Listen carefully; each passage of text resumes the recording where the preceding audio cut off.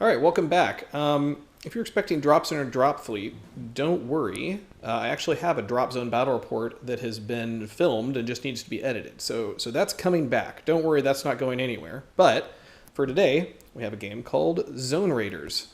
And Zone Raiders was invented by a man named Tony Shao, who I'm lucky enough to have in the room right now. Why, so there. Why don't you tell us about your game? Sure thing. So Zone Raiders is a passion project that kind of was created from a love of tabletop skirmish miniature games. I just successfully kickstarted it earlier this year and have completely finished delivery of the Kickstarter goals, and so it's going to become generally available very shortly.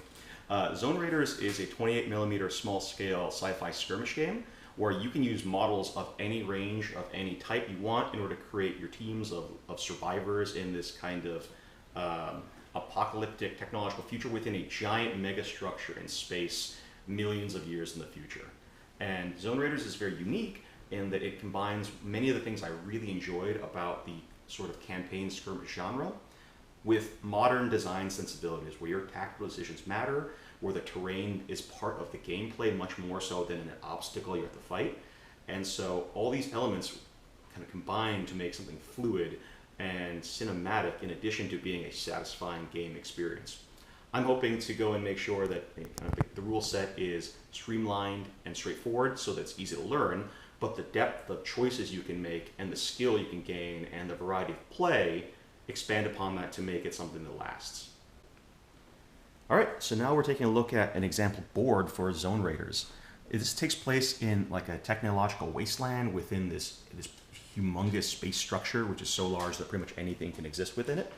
And we represent two teams of scavengers, of survivors, trying to find the resource and supplies to stay alive.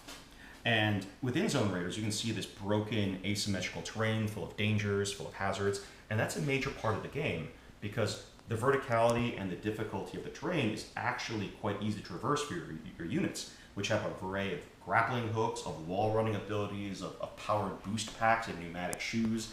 Those are the kind of things which allow them to bound from object to object and make this chaotic mess of a board into a tactical puzzle which both players can take advantage of to get the upper hand on each other. We'll each be playing a different mission at the same time, which represents the asymmetrical nature of the game, where two players might have completely different objectives within their campaigns, which give them different bonuses for accomplishing the missions that they choose to fight. So we'll get to the game shortly. So here we're looking at one of the teams that are going to be playing this game of Zone Raiders. These models represent a couple of things. They represent within the game a faction called the Xanthropes, who are sort of cyborg transhumanists within this realm who've enhanced themselves biologically and technologically to get the edge on survival. What the miniatures actually are, though, because of the miniature agnostic nature of the game, models from various different companies which either don't have a game right now or they've been kind enough to go and say, yeah, absolutely, use whatever minis you want for your game to us. In this case, we've got models here from Scotia Grendel, known for Urban War, from Maelstrom's Edge and Spiral Arm Studios, and from RNE Studio, which is most notably those two models in the center, which represents kind of some of the ideas you can use to create a very personalized team in this game. And over here we have the other team. So these are the Technomads, who are sort of hunter-gatherer survivalists who have descended to some kind of more tribal nature within this realm. And they use their knowledge of machines to kind of very intuitively survive. So think like the Fremen from Dune or something like that. And the models themselves right here are from a number of manufacturers, including, once again, Maelstrom's Edge, but also Hassle-Free Miniatures, a studio called Miniature 13, and one from Black Hat Miniatures. So since almost every model is unique from a different manufacturer, it's part of a cool exercise to go and see what kind of customized and very personalized group you can make that fits within this very open archetype game of ours. So because Zone Raiders is an asymmetrical mission-based game, each player has their own objectives, which they have personally selected as to benefit them the most during a campaign. Some missions would, for example, grant you more resources to purchase equipment or troops, other ones that advance your team's tech level to unlock more powerful equipment, and some grant more experience, for example, to your most capable units. In this case, both myself and my opponent Khan have decided to choose different missions. Khan has chosen the Capture Prisoner mission, where his goal is to go and capture one of my high-value units as a prisoner and also to loot their things. This would allow him to get access to cross-faction equipment, as well as more experience and tactical intelligence. And my mission is called Selective Termination, which is basically my team leader has a grudge against his team leader and has to go and duke it out. So I'll be attempting to assassinate his leader with mine. And we'll see how that goes. Other missions might include scavenging runs where units have to go across the field and attempt to pick up loose bits of valuable cargo or valuable scrap for later use, or to hack into ancient computer systems to unlock vital data, or even to fight against NPC enemies, which are the kind of immune system of this technological world, which are these killer robots that will attempt to attack both types of both players, and one player's objectives might be to go and destroy their manufacturing centers. So these are some of the missions that can occur within Zone Raiders. All right, so we begin by rolling for initiative on who deploys first. In this case, Khan won, but elected for me to go first with the Exanthropes. The reasoning on that is that whoever goes first and deploys first also gets the first activation, and he wanted to counter deploy. So in this case, each mission a player selects gives them a different deployment mechanism. Some of them mean you deploy on an board edge, some of them mean you deploy within a certain number of inches of the board edge. In this case, this mission represents a team kind of sneaking into this area, and so they have insertion deployment, where they can pick any point on the battlefield and deploy all their forces within 4 inches of that point, provided that it's not more than a certain distance away from an enemy deployment zone. So I thought this was a fairly good position, and I positioned my various units here. Alright, so seeing Tony's deployment, I will choose a point over here. I have to be 16 inches away from his point of deployment, so I chose here so that I have a sniper spot. Things can be running, sneak around, trying to do jam, and practically sabotaging his army. In Zone Raiders, both players alternate activating individual models, taking 2 actions with them apiece. There's a small list of different actions each model can take, some of which can be done twice, and some end your activation the instant you do them. In this case, the first thing I did was, seeing one of my models, which his name is Chad Mister, exposed, I made a basic movement from this point to that, so that's 1 activation, and I used the hunker down action, which gives him a defensive bonus against enemy ranged fire. So he's currently hunkered down against that large barrel. So normally, play would pass to my opponent, but each turn, every player has a certain number of command tokens they may spend to do certain actions, one of which is to activate another model back to back. This allows teams with a greater command ability to activate more of their force at once in case they want to get the opportunity to jump their opponents. In this case, I wanted to get my guy out of range because my opponent has a person with a powerful sniper cannon well within sight of my deployment, and I'm going to use this opportunity to scatter and find safety. And so in this case, this character, who's Ivy Nihei, will attempt to move forward and get down into cover.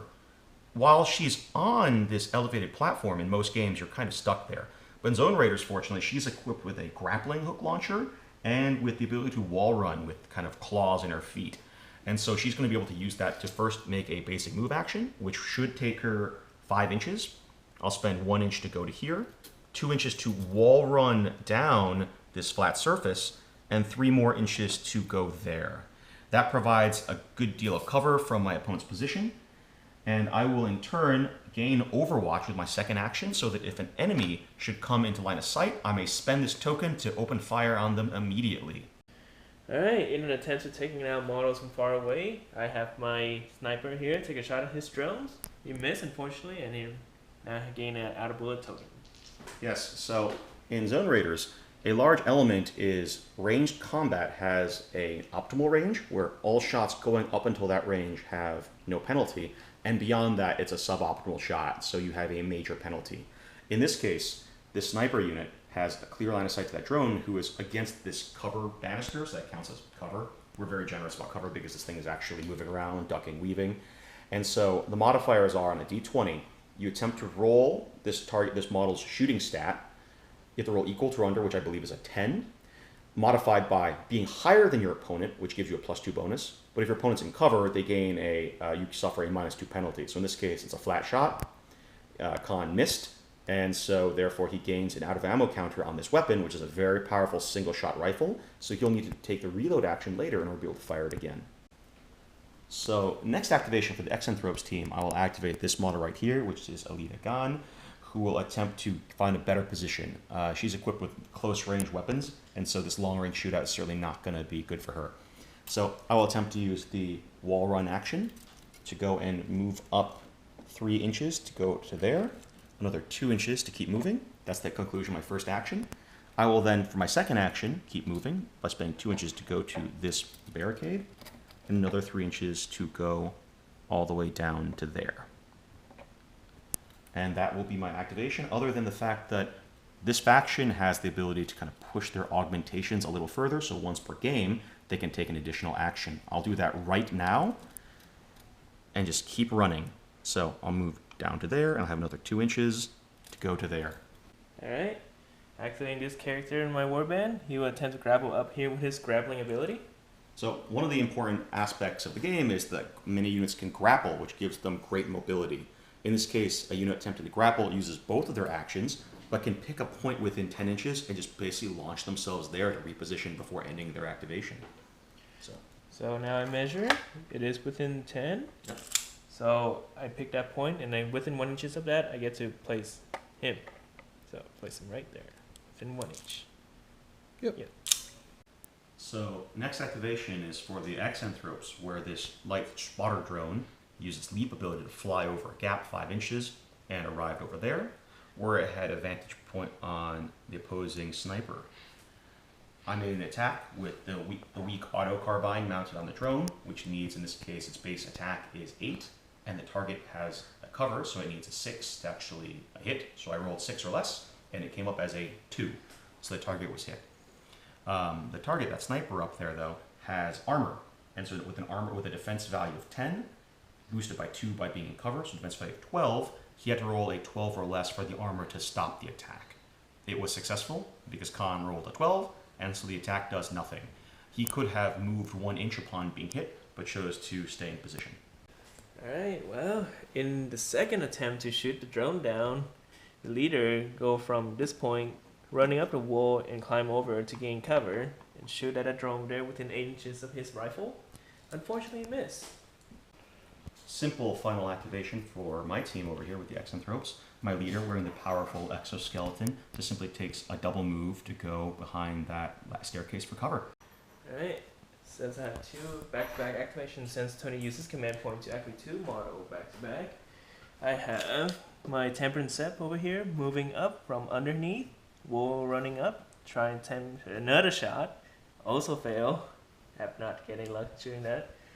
And my Temperance 3 here, my Red 3, running over and running over. I can't shoot because his gun is heavy, so I either move or shoot.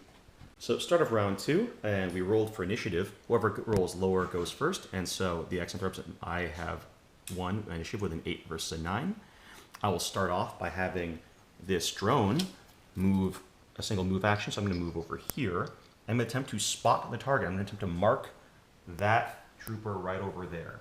So marking the target can be done as an aptitude check. In this case, I need to roll a 7, but I have gear which makes an 11, so 11 or less to make the target easier to hit with friendlies.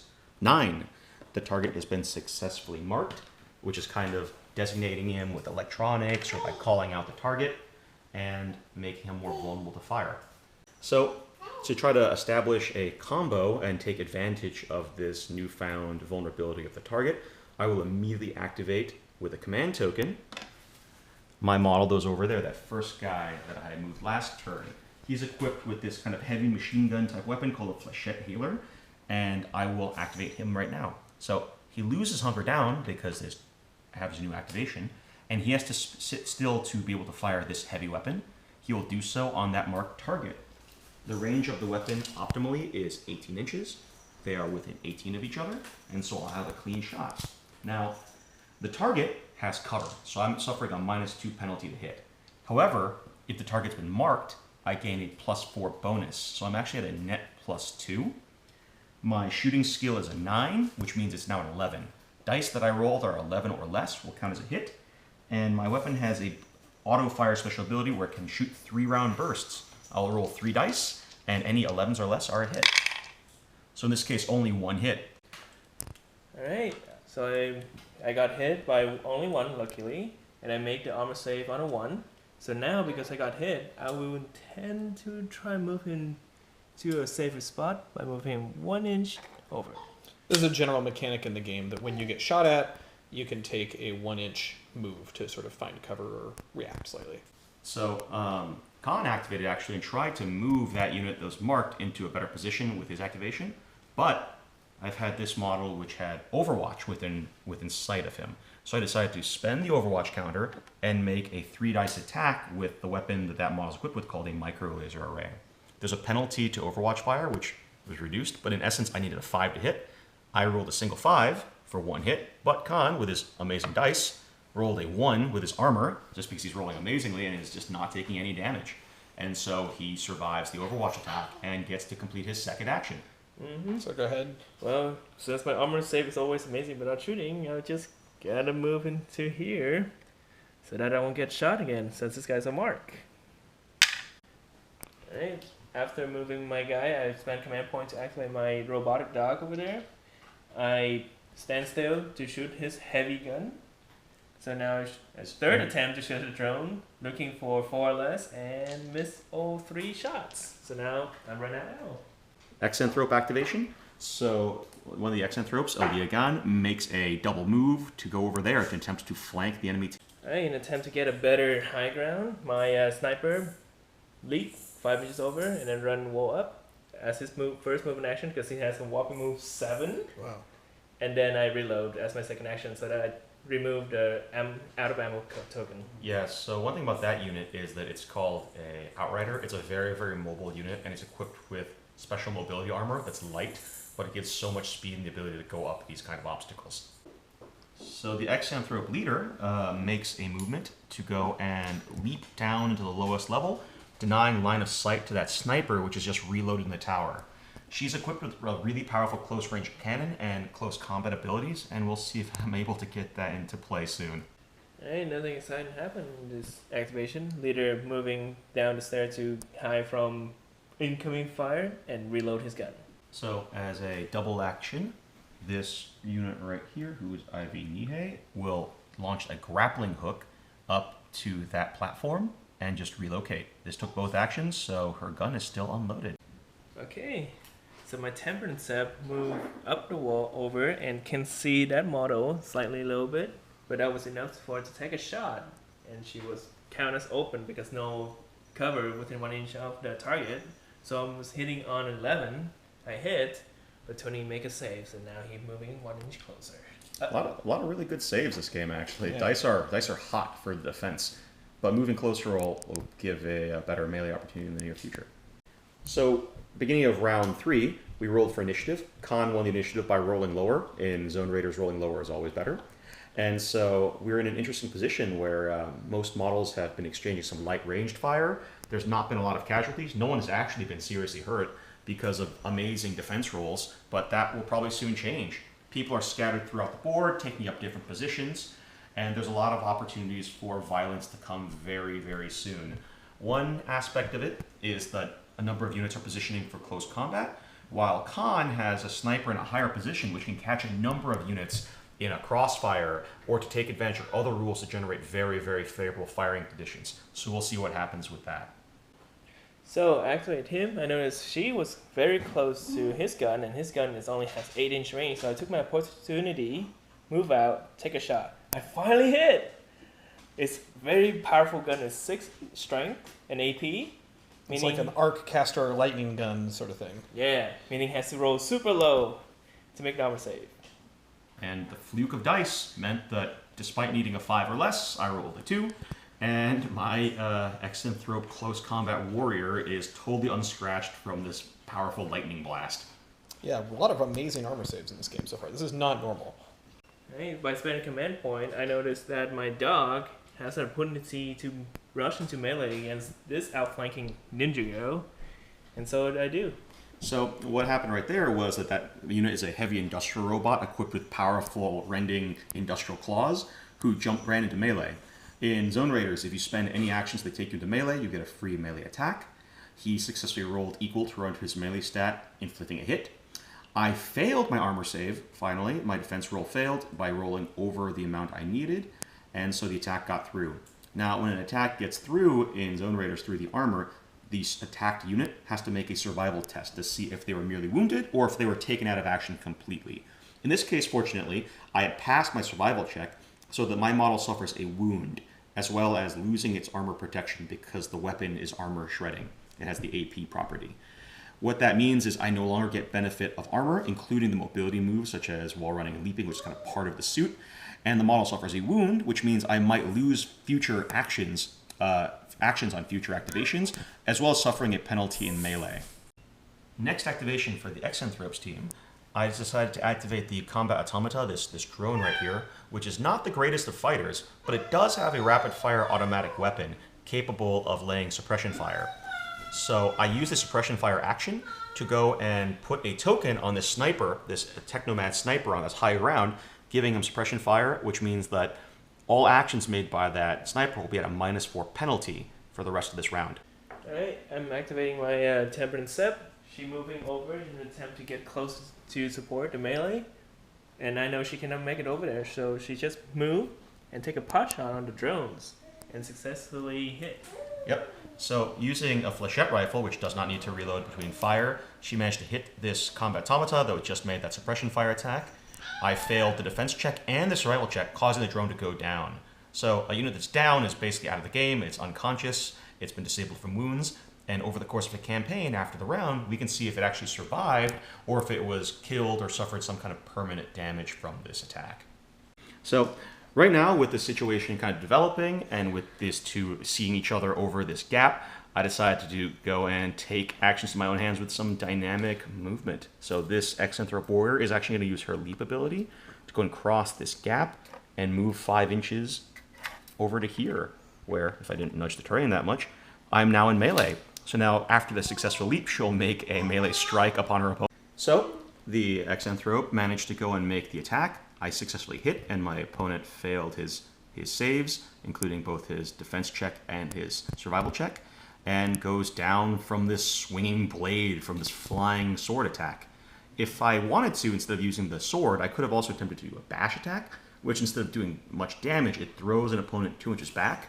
Based on where they were positioned, you could have gone over the edge and suffered a horrible fall, which is another option for if you're encountering like targets that your melee weapons might not be best suited to fight if they have heavy armor, or if they're over some pits of acid or other environmental hazards.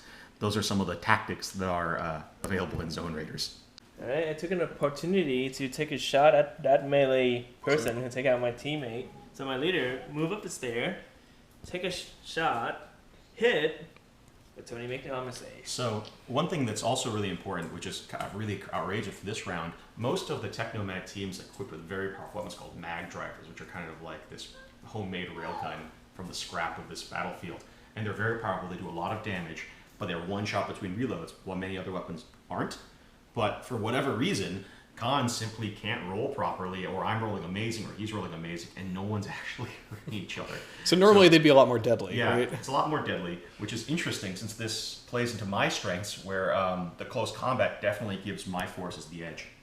So another dramatic move over here, where the heavy industrial robot of the Technomads was engaging this Exanthrope flanker, and had issued a wound on the Exanthrope.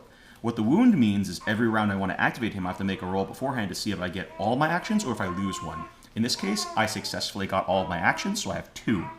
So the first action, while remaining in melee, because you cannot voluntarily leave melee, I moved around to the flank of this industrial robot and attacked him with my kinetic gauntlet, which is this kind of powerful energy fist.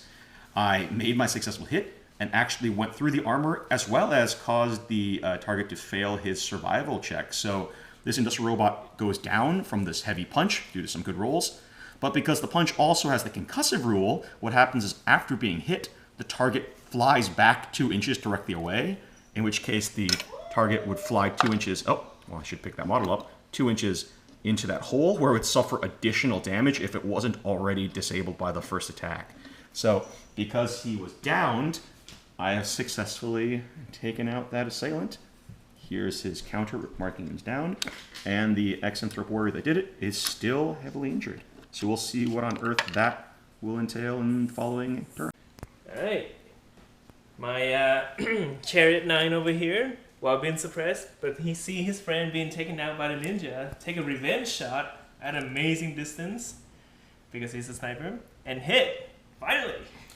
Yeah, so after being hit, my Exanthrope warrior from that kind of Technomat sniper shot, I failed my defense roll, and I also failed my survival check, which means instead of being wounded, I am taken down entirely, because that is a humongous gun that hit her. Unfortunately, it is also concussive, as just like that fist that made the melee attack, so I go directly 2 inches away from the shooter, which causes this model to fall all the way down there. That would normally inflict even further damage, but since it's already downed, the model stays there. But because I have a downed Exanthrope model, that's a potential target for Khan's objective of capturing a prisoner, so I might need to go and try to save it.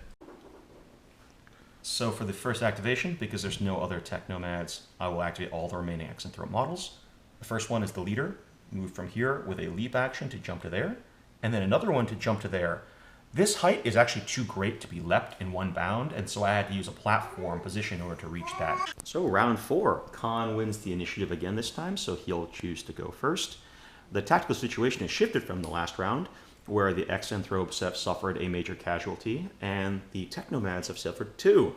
The game is still fairly even, since for the most part, the model that are taken down were roughly equivalent in power, while one of the Exanthrope models is wounded, reducing its fighting ability. So we'll see if Khan can secure a prisoner, and we'll see if I can get the Exanthropes to go and successfully take out the Technomad leader. Alright, in an attempt to buy more time for my unit to not be engaged by really good melee guys, my leader leaped down here to reload his gun, and I spent a command point to activate my sniper. He's move down from the edge, leap over. Move down the wall and jump off the wall. Yep. Oh, that's awesome. And then reload his gun as well. Alright, next is the Exanthrope activation, where although Khan's retreating to buy some time, I saw an opportunity. The leader moved around their position, and although she can't from here actually see both of those Technomad models, that's within range of a grenade attack. So she fired off a cryonic grenade indirectly at a point, which is something she can target with its 6 inches. And if she was successful, both of them would be hit by this kind of icy grenade that would slow them down for the future. Unfortunately, I missed, so presumably the grenade kind of rolled off somewhere harmless and did no damage. Alright, so I saw an opportunity to melee the outflanking unit, so I activate my Tempered Sept. She moved 3 inches to get to the edge, 2 inches down using her War Run ability, and then second action, run another War Run down, and melee. And since you end the action in base combat, that gives you a free melee attack, because that's how the mechanics work. That's right. And she landed a successful hit with her Electro Dagger, which is a very low-powered weapon, but because this Exanthrope's armor was damaged, I had reduced stats, so the dagger got through, failed my survival check, and instead of taking another wound, that Exanthrope is now down. So he has successfully taken down another one of my models in close combat. And the last activation of this round, this remaining Exanthrope, the gunner with the flechette hailer that was been unloaded, grappled from this position to this one right here, and then used his once per game additional action for himself to reload the gun before the turn ended. Round 5, things are getting pretty close with each side having only 2 active models, but in this case, Khan won the initiative, and all the action going to be happening here, where, actually wait, Khan has 3 active models, my bad, where we've got 2 Exanthropes in very close quarters against the Technomads, but there's going to be still, all the guns are loaded, and we'll see what happens. Alright, so my first activation is my sniper, take an opportunity to shot at his leader. I hit, but he make the armor save. The heavy exoskeleton that my leader's wearing is giving him great protection, where despite being hit by a strength 6 shot, turning my 17 defense into 11, I managed to roll 11 and survive. Alright, by spending a command point, I activate my second model of my group. It's Tempered Sept. She pick up the body for 1 action, and attempting to move away to extract the body. So Khan's objective on this map is to grab a member of the opposing team and capture them. So he needs to make that happen before the end of the game. So he's dragging her body off the battlefield. So it's time to go to town, where my leader make 2 actions to move out into the open right here, just a little bit short of his leader. The only way I can win this game based on our objectives is if my leader personally takes out his currently, even if he makes it off the board with my prisoners based on the way the victory points are counted up. So I ran up there and punched this dude in the face. Fortunately for him, he survived the hit and is still locked in close combat with my leader. So this will be pretty dramatic over here. We'll see what Khan has to do afterwards. You took a wound. That's what that counter means? He took a wound, that's right, where I went through his armor, but he passed a survival check. So he's a little bit injured, but he's still in the fight. Alright, my final activation, my leader, and attempt to counterattack, and hopefully does something. He hits, but with only strength 2 AP, no. So what happened also was that because Khan's leader was wounded, he couldn't have tried to, for example, wall run around or get around the target to try to throw me off from behind. So he just had to stay there and stab away. But his dagger is a little bit too weak to penetrate the armor of that heavy exoskeleton, and it just glanced off. All right, last activation, the remaining Exanthrope, who's been there the entire time, repositioning, grapples up this vertical surface where he has a clean shot for next turn. So, beginning of round 6, I've won the initiative with the Exanthrope, so that'll be good for me. And we've got 3 remaining Technomads. One is escaping with the potential prisoner. But meanwhile, the Exanthropes are closely engaged with the Technomad leader, so both parties are close on their objectives. And I'll declare my special ability, Hunker Down. Oh, yeah, so the Technomads will use their ability where once per game, all models may begin the round hunkered down. So this will help them from shooting attacks. So the Exanthrope leader, locked in close combat, attempts to punch and finish off her opponent, but despite landing a hit and going through the armor, because his armor is now very heavily damaged, he makes another survival roll because the Technomad leader is a tough dude. So he stays up there with 2 wounds. However, 1 more and he goes down guaranteed. With 2 wounds, there's also a possibility that he'll lose his entire activation based on how hurt he is. So we'll have to see what that does. So I used the command token to immediately activate this Exanthrope who's taken gunning position over here, and I fired full auto with his Flechette Hailer straight into this Technomad who is currently hunkered down. Because of the hunker down, he has a bonus of an additional 4 harder to hit on top of his cover, and so I needed a 5 to hit instead of what normally would have been a 9. I completely missed all 3 rolls, and so that Technomad is just hanging out fine. Fortunately, he is low on ammo, so I don't have to worry too much about that. Alright, in an attempt to save my leader from dying to giant exoskeletons, my sniper will run down, got to this corner, and punch. Used a bash attack. Yep, and push him up 2 inches off the ledge. And succeeded, and so the exoskeleton moved 2 inches and then fell straight down. Managed to, high armor, so it managed to make both of its saves, but the problem is the exoskeleton can't wall run. All it has is a 3-inch leap, so it can't easily get back up there. It's kind of stranded for the moment, so that's really good for Khan. Alright, my leader is running for his life away from the giant exoskeleton. Move back and move again. So because he has a dodge and special ability, if his actions are movement ability, he get a hunker down. Oh, because he's good at dodging, so if he just serpentines, yep, he gets hunker down for free. Oh, that's cool. Alright, my last activation. My Temperance Sep, while carrying the body, is going to do a move. Not quite enough to get off to the edge, but she's pretty far away from any threats. Beginning of round 7, Khan wins the initiative, and so he'll probably be trying to extract off these models and to take a successful prisoner. It'll be up to me to go and probably have this guy up here attempt to take out the leader before he can escape. And my leader, who's completely unharmed, is pretty much out of the battle because it's too hard to get back without several turns of running. So we'll see what comes from that. Alright, activating my leader, I roll, because I have 2 wounds, I roll 2 dice with my aptitude check to see how many action I get. So I success with 1, I fail 1, so I have to spend a command point to essentially make one the failure and a success. So I have 2 action. So I move my leader because his armor is shredded, so he loses all his mobility actions. So I have to manually walking and using the ladder. So 3 inches up to here, 2 inches down, and then 3 inches to this one, 2 inches down. Yeah, losing your mobility action make moving around really difficult. All right, so with my leader currently out of action because I'm on the ground floor and can't get back in the fight, I can at least take a pot shot up at that surviving Technomad sniper. So I fired this weapon, which is an isotope cannon, a very short-range heavy weapon, and by complete freak chance, Instead of failing on a 3, he rolled a 1 and survived, but took a wound because the isotope cannon is brutal and always inflicts a wound, even on successful hits. So this is a weapon that's designed to kind of punch through and batter down heavy armor. So only did a little bit of damage. I'm not sure how I'm going to stop the enemy leader from escaping. Okay, my sniper, activate him. He has 1 wound, so I make the aptitude check. I did, so I have 2 action. He's just gonna bolt out of there. So because of his have a both dodger and catfall. So with dodger, because I move, I gain a hunker down token. And because of my catfall, I can just move off the ledge and then drop down without taking damage. Yeah, so he's one of the more mobile units in the entire game, equipped with light armor that also has bonus mobility. And like Khan said, that ability to skill that this unit happens to have lets him make minor falls without damage. So he's getting cleanly away. So a bit of a Hail Mary right now with the Technomad team escaping. This last Exanthrope reloads his gun and probably has only 1 more shot on the leader before he's able to get off the board.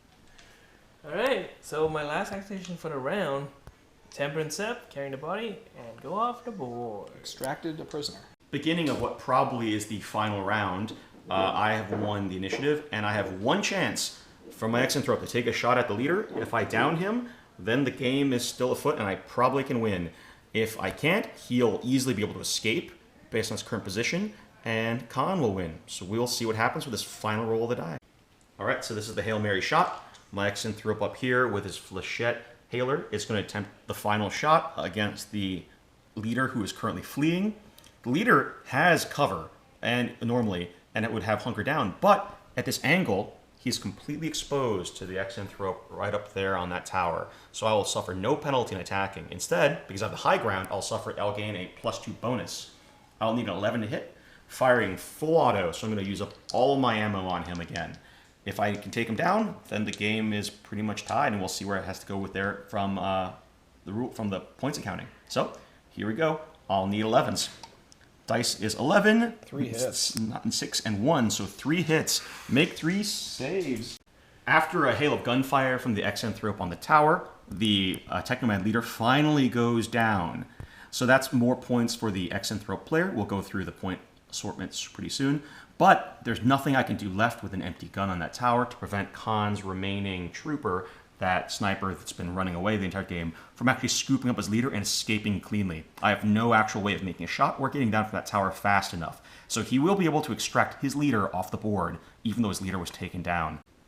All right, so end of the game, we're going to go and check for victory conditions and see what the point score is. So on Khan's capture prisoner mission, his first objective, called interrogation fodder, is to gain 4 VPs for extracting an enemy downed unit. So he captured one of my units. Over here on this board edge. Yep, so that's worth 4 points. That unit captured is worth at least 120 RU, so those are points. So that was an additional 3 VP. Because he got a really powerful unit and captured a good unit. That's right, yeah. So he has a total of 7 points. That's his score. Meanwhile, for my team, I have to go and take out the enemy leader. The enemy leader was taken out, so I gained 4 VPs for that. Yeah, so he was injured here by getting punched by the exosuit. And then as he ran away, he got shot by the, what gun did he have? Yeah, the Flechette Hailer on the tower. The Flechette Hailer took him out from up there. Right. The leader was successfully extracted by his own friendly team, which denied 2 points to me. But my leader issued at least one of those wounds, gaining bonus 3 points. Finally, my team was the last on the battlefield for another 3 points. So that's a total of 10 to 7 in this case. And Khan at this point made a conscious decision to leave the battle rather than have his one sniper try to take on the 2 remaining powerful units that were on the board. That's right, because that otherwise would have had a greater differential. Yeah, so this was the best option available to Khan. Cool, so the final score is Technomad's got 7. Technomad's got 7. Exanthrope's got 10.